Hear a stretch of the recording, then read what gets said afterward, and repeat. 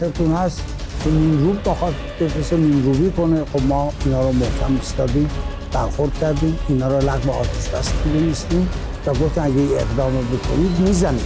تا مرحله درگیری هم رفت، اون عقب نشینی کرد. لذا اگر امروز در تنگه هم ترددی داره انجام میشه و پیش میره، ما کنترل تنگه دست ماست.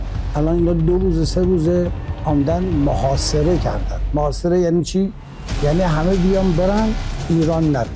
عجب تصمیم ناشیانه و نادانی.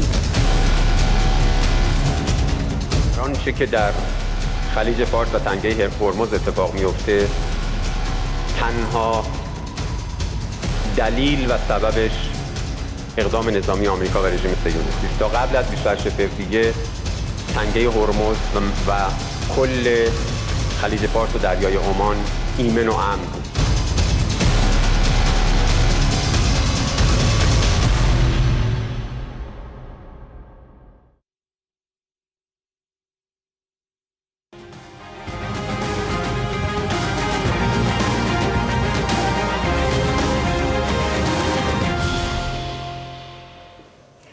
Selamat malam pemirsa, maju mundur buka tutup Selat Hormuz telah berubah menjadi saklar global yang dimainkan dengan penuh resiko.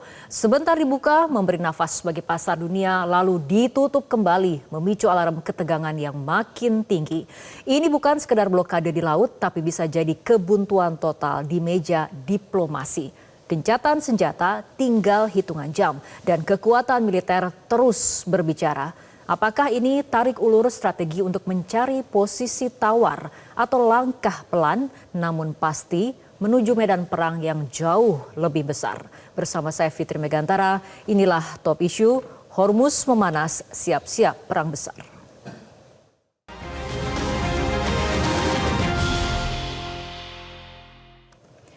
Dan pemirsa, untuk membahas topik pada malam hari ini telah hadir narasumber di studio Metro TV, pakar hubungan internasional Presiden University, Bapak Teguh Reza Shah. Selamat malam Pak Reza, apa kabarnya malam hari ini Pak? Kabar baik, salam dari Bandung. Baik, terima kasih. Dan kita juga akan berdiskusi dengan Direktur Riset Indo-Pacific Strategic Intelligence, Mbak Aisyah R. Kusuma Sumantri. Selamat malam Mbak Aisyah, terima kasih telah hadir bersama kami di Metro TV. Dan juga kita akan berbincang bersama pakar strategi PPAU, Marsma TNI Purnawirawan, Agung Sasongko Jati. Selamat malam Pak Agung. Apa kabarnya malam hari ini Pak? Terima kasih telah hadir di studio Metro TV. Kita akan langsung berdiskusi. Saya akan mungkin ke Pak Reza terlebih dahulu. Pak Reza, ini menjelang lanjutan perundingan yang dijadwalkan kembali digelar pada Selasa 21 April di Islamabad, Pakistan. Kita lihat bagaimana kemudian manuver dari Amerika. Yang terbaru adalah ketika kemudian Amerika menyerang kapal dagang Iran MV Tosca. Dampaknya katanya Iran tidak akan datang pada saat perundingan nanti, dan media lokal juga melaporkan seperti itu bahwa Iran tidak akan hadir, terutama juga akibat blokade Amerika terhadap pelabuhan Iran belum dicabut. Nah, ini menurut Anda masa depan perundingan yang seharusnya digelar besok tuh seperti apa? Pertama, saya masih percaya Iran itu bangsa yang waras, di mana peradaban dia sudah tua dan dia tahu persis bahwa yang dilakukan ini adalah meneruskan tradisi. Walaupun secara strategi Iran itu tahu persis Amerika Serikat itu nggak bisa dipercaya. Kalau ngomong pasti bohong, kalau terlibat dalam nanti kerjasama dia akan ingkar, dan kemudian pada saat nanti sama-sama menjajaki kerjasama dia akan menggunting dalam lipatan. Iran tahu persis itu, karena tradisinya memang Amerika Serikat begitu. Tahun 2018 pada saat perjanjian sedang dibuat Joint Comprehensive Plan of Action diganggu. Kemudian pada tahun 2020 tahun silam itu lewat perang 12 hari dia lakukan pemboman. Terakhir tanggal 28 kemarin Februari dilakukan itu. Jadi dalam bayangan Iran ini nggak bisa dipercaya, tapi bagaimanapun juga Iran harus memberikan image pada dunia kan bahwa dia adalah negara yang cinta damai dan dia ingin urusan ini selesai walaupun sangat susah. Dan secara teori memang Amerika Serikat begitu. Kalau kita merujuk kepada bukunya Sun Tzu, The Art of War, itu selalu membuat lawan itu bingung. Dia pikir dengan melakukan pemboman di wilayah Iran baru-baru ini, di rumah sakit, kemudian melakukan pemboman juga di Lebanon, itu bisa menggoyahkannya. Tapi yang Amerika tidak sadar adalah Iran ini sedang menggali simpati dunia. Memang reputasi Amerika Serikat semakin turun di kawasan Timur Tengah. Kemudian di dalam negerinya juga masyarakat sudah mulai menghubungkan crown dengan clown. Kemudian segeralah itu impeachment, tapi kan belum terjadi karena Trump itu masih kuat ternyata. Dia banyak dapat dukungan dari American Israel Public Affairs Committee, juga dapat dukungan dari Military Industrial Complex, dapat dukungan dari multinational corporation. Jadi Trump ini ngejar waktu dia sebelum dia punya masalah dengan impeachment, sebelum rating dia menurun terus juga pada saat yang sama. Itu Netanyahu kan ratingnya juga sangat turun. Kalau kita cek koran dari Jerusalem Post ataupun Haaretz itu mengatakan kalau pemilu hari ini dilakukan, mereka nggak kursi Netanyahu itu makin sedikit. Dalam kondisi seperti ini Amerika Serikat ingin urusan itu cepat selesai. Karena itu dia mengancam, mengganggu konsentrasi. Sekarang tinggal Iran, mau nggak datang. Tapi tampaknya Iran kalau diminta baik-baik oleh panitianya, oleh Pakistan, oleh PBB, kemudian oleh teman-temannya di PBB seperti Rusia dan Cina, dia akan datang. Dan cuma nanti kita jangan kaget lagi gitu. Kalau Iran datang itu kan full team. Yang datang itu rata-rata S2, S3, punya pengalaman diplomatik, pengalaman kenegaraan. Sedangkan Amerika Serikat yang datangnya adalah loyalis Donald Trump. Jadi kesannya adalah memang perundingan itu hanya dibikin untuk image oleh Amerika Serikat, nanti ujung-ujungnya diganggu pula oleh Washington maupun juga diganggu pula oleh Tel Aviv. Oke, baik. Bergeser ke Mbak Aisyah, masih melihat bagaimana kemudian langkah dari Amerika mengenai blokade di Selat Hormuz yang dilakukan oleh Amerika Serikat dan kemudian serangan ke kapal dagang Iran ini dinilai bagian dari upaya Washington nampaknya untuk meningkatkan ketegangan justru. Apakah ini juga memang strategi di Amerika untuk tetap berupaya memaksa Iran ini menyerah secara total seperti itu, Mbak Aisyah?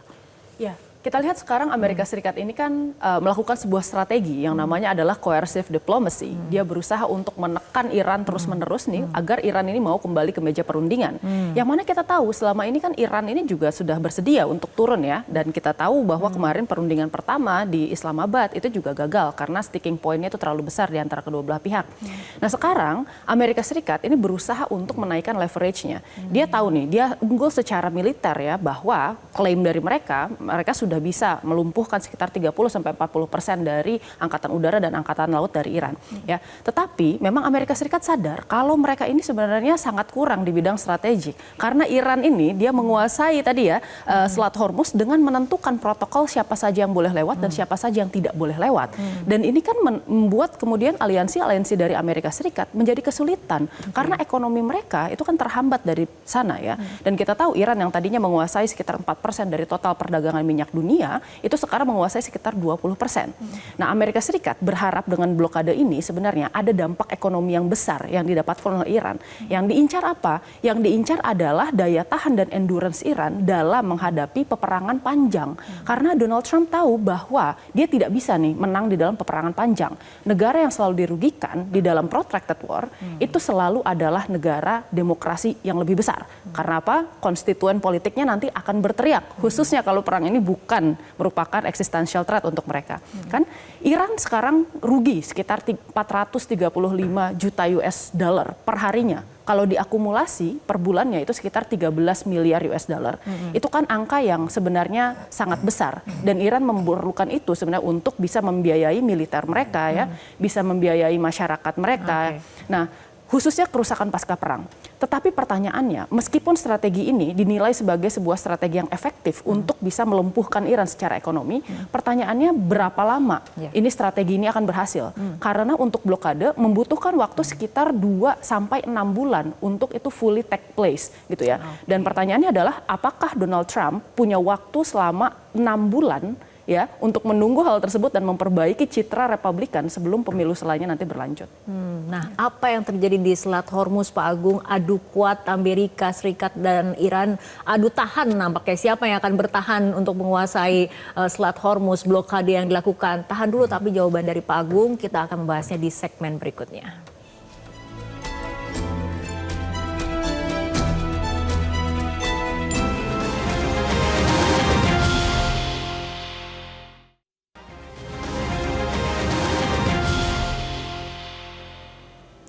Pemirsa, kita akan lanjutkan kembali perbincangan dan kini kita akan mengamati peta dari Selat Hormuz bersama Pak Agung yang akan menjelaskan mengenai, karena salah satu kunci ataupun kata yang saat ini kemudian paling sering kita dengar adalah blokade, salah satunya adalah blokade Selat Hormuz. Nah, Pak Agung, dari peta apabila kita lihat pola saling blokade ini, Iran menekan choke point sementara armada Amerika ini menjaga dari luar radius. Nah, bisa dijelaskan seperti apa posisi masing-masing yang disebut blokade yang dilakukan oleh Iran, blokade yang dilakukan oleh Amerika Serikat, dampaknya seperti apa? Ini adalah negara Iran yang besar ini. Ini ada negara-negara negara-negara teluk lainnya dari Oman, ada Uni Emirat, Qatar, Bahrain, Kuwait dan Arab Saudi.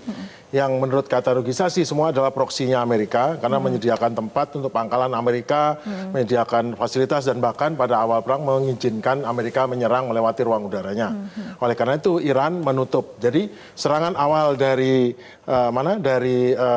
Amerika dan dari Israel itu adalah serangan ilegal karena tidak sesuai dengan aturan hukum internasional, sehingga Iran memutuskan untuk membalas memberikan pasal 51 dari piagam PBB, yaitu dengan menutup Selat Hormuz untuk Amerika dan kawan-kawan, yaitu negara-negara ini.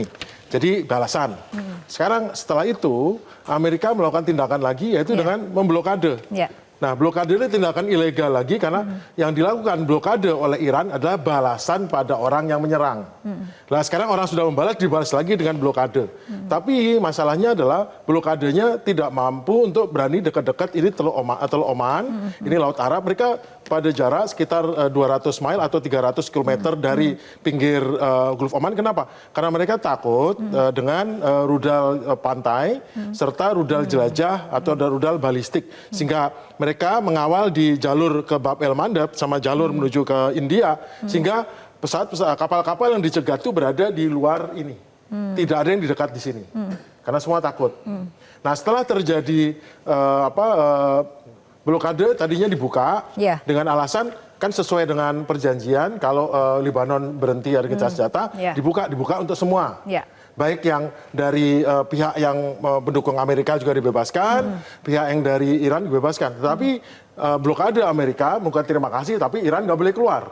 Karena Iran nggak boleh keluar, nggak boleh keluar gimana? Akhirnya dia tutup sekali untuk semua. Akhirnya yang terjadi adalah kapal dari Iran namanya Tosca ya, itu ditahan di sini, kemudian dipaksa untuk berhenti. Nah, itu tindakan ilegal. Kenapa?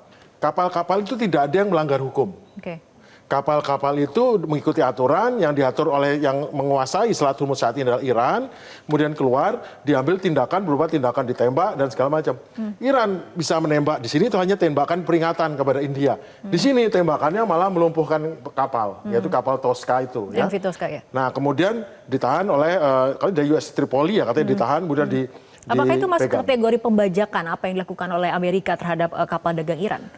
Ya, berdasarkan dari hukum internasional, tindakan dari negara yang melakukan agresi, kemudian habis itu dia orang yang membalas, dibalas lagi agresi, itu tindakan yang ini. Dan itu kategorinya bisa dibilang seperti piracy.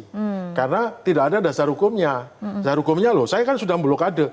Ya kalau kamu statusnya perang. Nah, sekarang di dalam ini dia dengan memblokade ini, dengan melakukan serangan itu dia sudah membatalkan ataupun merusak daripada kesepakatan. Karena dalam kesepakatan 10 poin yang disebutkan oleh Iran, salah satunya adalah tidak mengganggu sasaran, tidak mengganggu negara-negara yang ini. Jadi betul-betul membebaskan, jadi tidak ada hambatan atau sanksi. Nah, ini kan memberi sanksi dengan melarang kapal Iran keluar, itu kan sanksi. Padahal lagi mau berunding, malah sanksi diterapkan.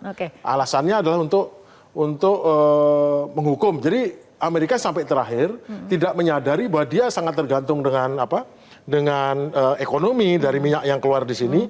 Dia tetap memberi tekanan, jadi tetap tidak melupakan bahwa posisinya sekarang sebetulnya sedang lemah, tetapi tetap memaksakan untuk Iran menurut. Ya, Iran tidak menurut, langsung aja dia balas, bahkan balasannya dia kirim drone untuk menyerang kapal-kapal di sini. Apabila kita lihat kan yang dijadikan kemudian sorotan adalah Selat Hormuz, tapi kita lihat bagaimana kemudian kapal-kapal militer dari Amerika justru ditempatkan di jalur ataupun di area yang di luar zona resiko seperti itu ya, Pak Agung.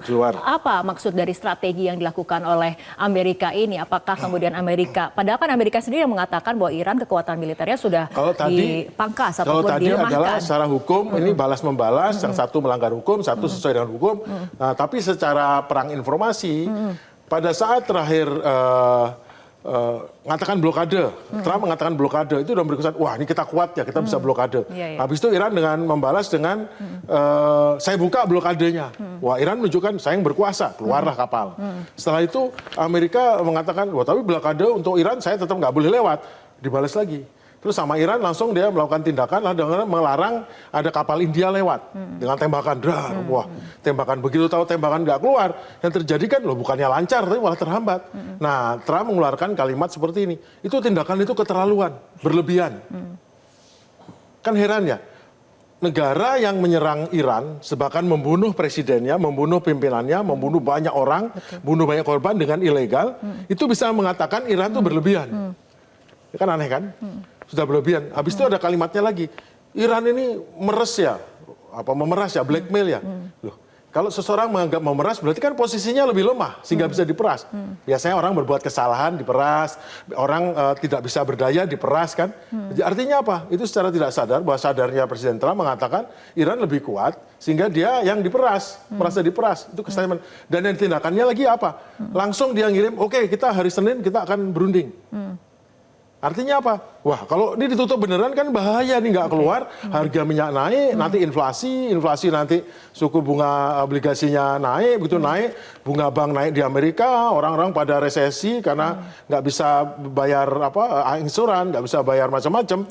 Akhirnya nanti dia akan kemungkinan tidak terpilih lagi dalam pemilu setelah, maksudnya Republikan kalah, Partai Republik kalah, nanti kemungkinan dia di-impeach kalau dia Demokrat menguasai ini. Nah, jadi yang dikejar oleh Trump sekarang adalah bagaimana secepat mungkin ini mengalir dengan lancar, mungkin dalam sebulan atau 2 bulan bisa lancar, habis itu nanti ekonomi Amerika pulih lagi, dia aman dari impeach. Tapi kalau enggak ini, nah sekarang dia antara dia kelihatan hebat, kurang strong leader, dengan secepat mungkin selesai. Kalau dia adalah seorang politikus yang betul-betul ahli dan bertingkat, harusnya dia gimana caranya ini cepat selesai. Tapi dia malah nambah-nambahin dengan ngancam-ngancam. Nah, itu kan masalah.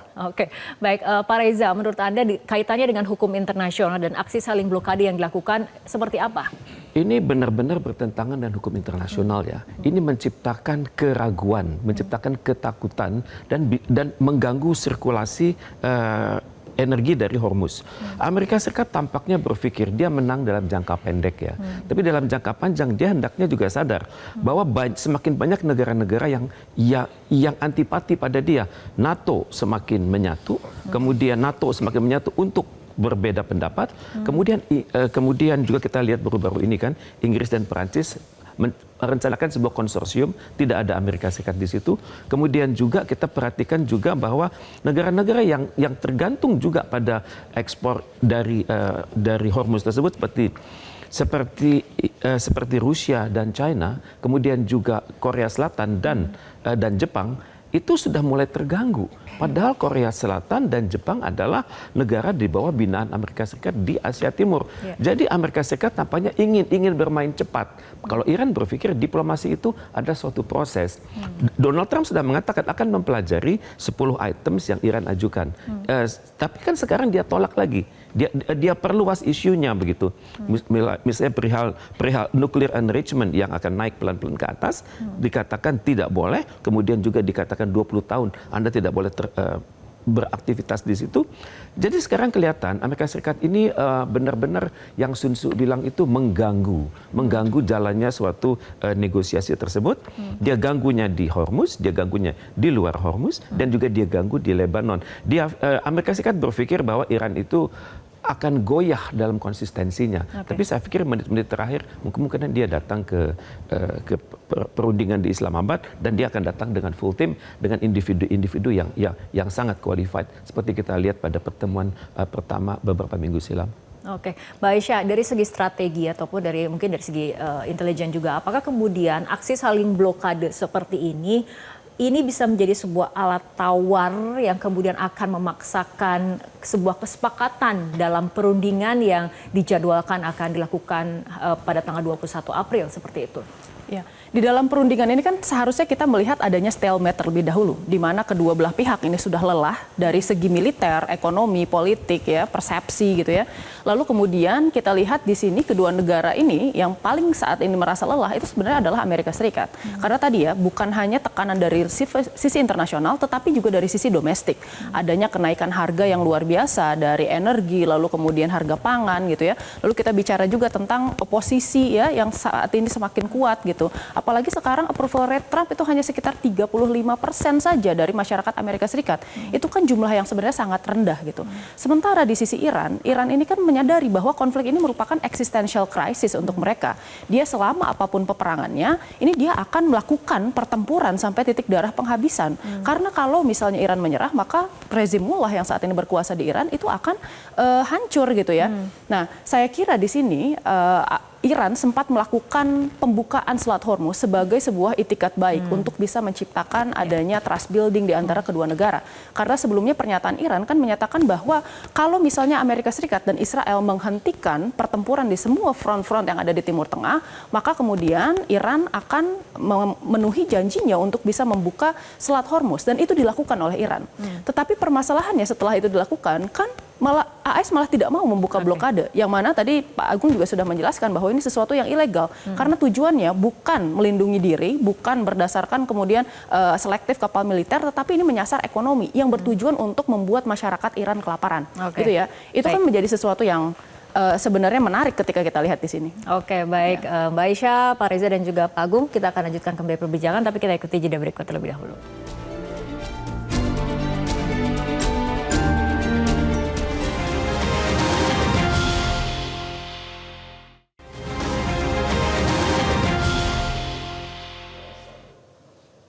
Pemirsa, dialog kembali kami lanjutkan. Pak Agung, dengan melihat kondisi saat ini aksi saling blokade antara Amerika Serikat dan juga Iran, dilihat dari kekuatan yang dimiliki masing-masing, tidak hanya militer ataupun non-militer, ini siapa yang akan paling bertahan di tengah situasi seperti ini? Tujuan dari blokade satu adalah kalau Amerika tujuannya membuat Iran tidak bisa mengekspor minyaknya, tujuan dari Iran kalau saya nggak bisa mengekspor minyak, yang lain juga tidak bisa. Nah, kalau yang lain tidak juga bisa, akan masalah pada harga minyak dunia.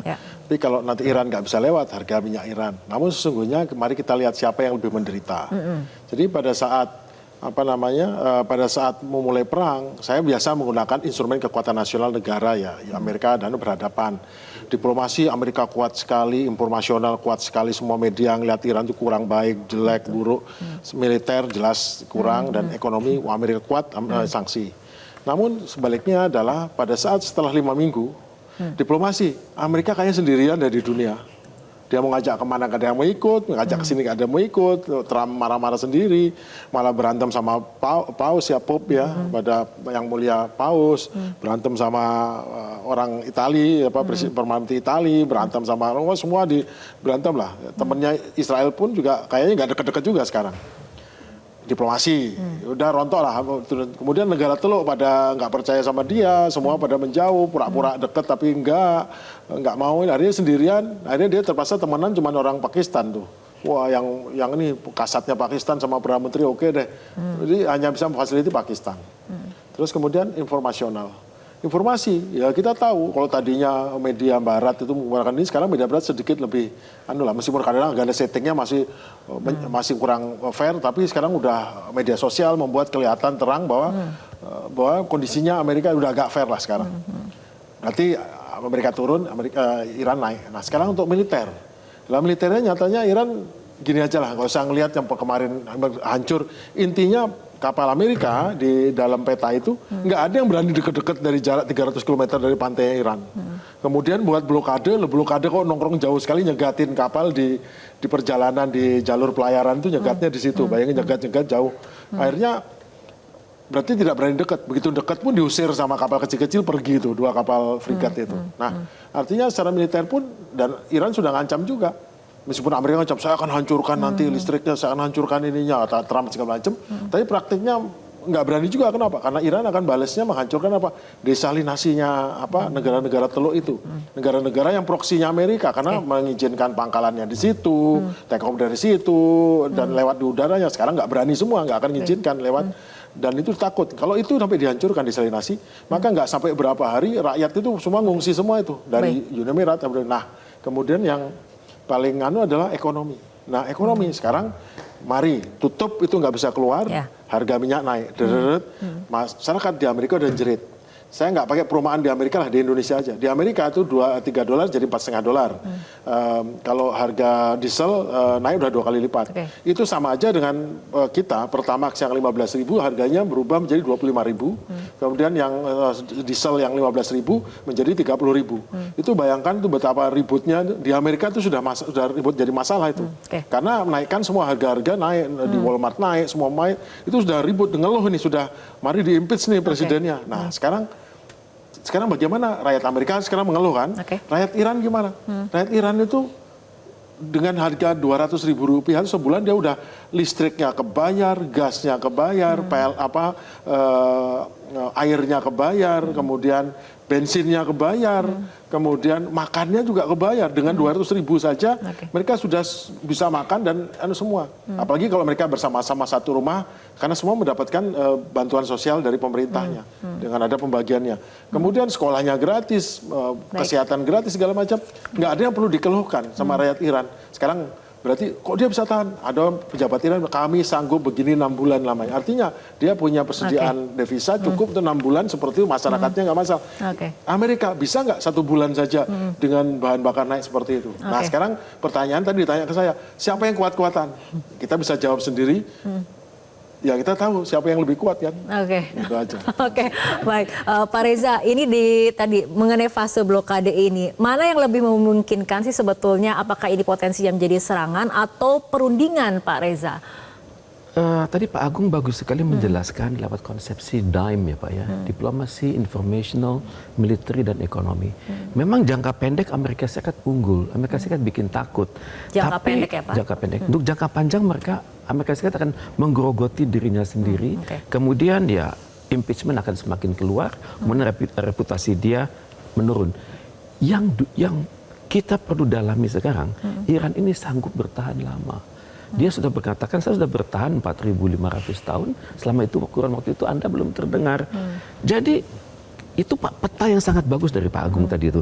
Yang kita belum lihat adalah di bawah peta itu ada kota-kota penuh peluru kendali loh itu. Kota-kota yang statusnya itu siaga militer. Dan dari kota-kota itu bisa mendadak keluar peluru kendali, tank, kemudian perangkat-perangkat sinyal telekom yang luar biasa. Dan Iran masih menunggu, dia belum keluarkan senjatanya yang pamungkas, yang Pak Putin katakan itu, ya Putin pernah katakan loh, Iran punya sesuatu yang bisa mengagetkan dunia. Dan itu bisa dia mengerti statement Pak Agung tadi, kapal-kapal Amerika itu keluar dari jalur 200 mil, takut. Dan untuk itu saya bisa bayangkan Iran itu memang mengkombinasikan diplomasi akan berjalan, kekuatan militer dia itu misterius. Dan ini kekuatan tersendiri dari Iran. Nah Mbak Aisyah, dengan posisi saling blokade seperti ini, menurut Anda apakah ini akan menahan perang terbuka atau mempercepat eskalasi di tengah kemudian perundingan yang akan ataupun memang akan dijadwalkan digelar dan gencatan senjata yang akan segera berakhir? Sekarang nih Selat Hormuz menjadi salah satu wilayah di dunia yang paling terkenal ya. Dan kita lihat sebenarnya semuanya itu nggak lepas dari kegiatan dan operasi militer yang terjadi di sana. Nah tetapi kalau pertanyaannya apakah ini bisa kemudian membuat eskalasinya lebih tinggi?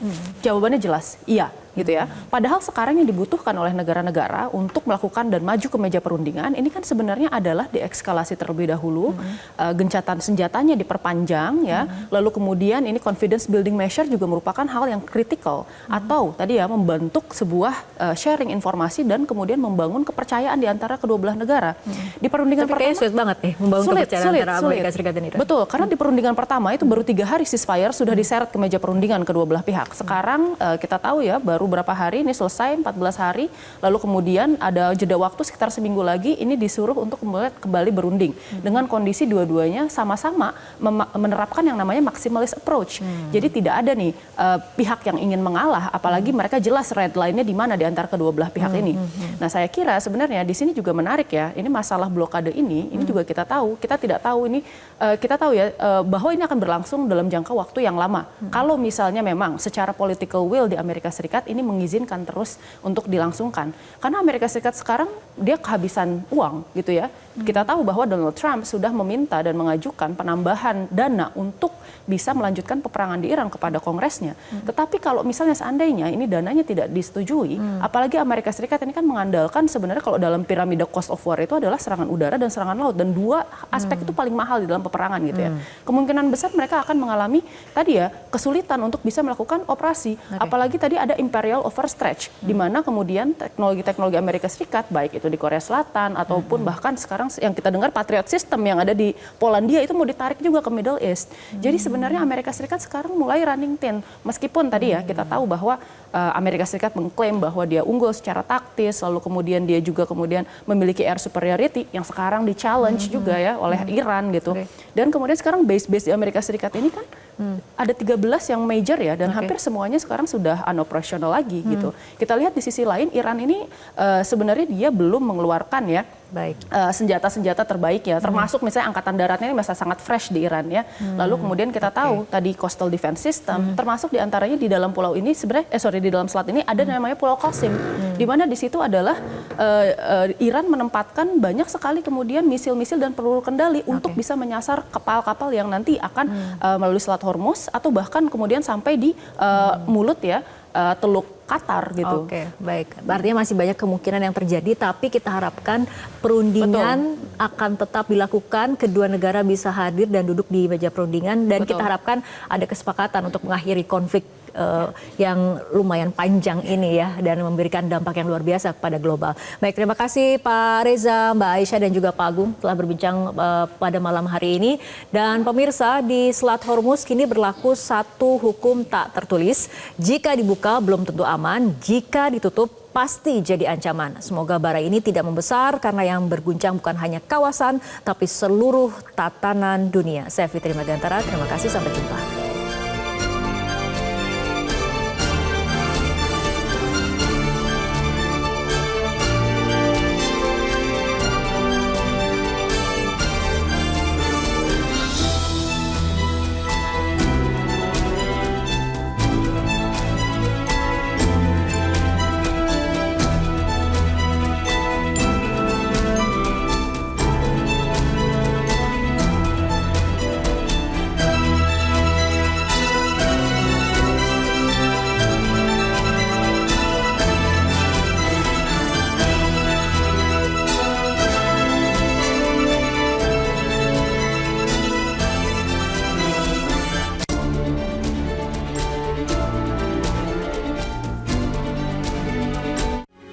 Metro TV. Jelajahi cara baru mendapatkan informasi. Download Metro TV Extend sekarang.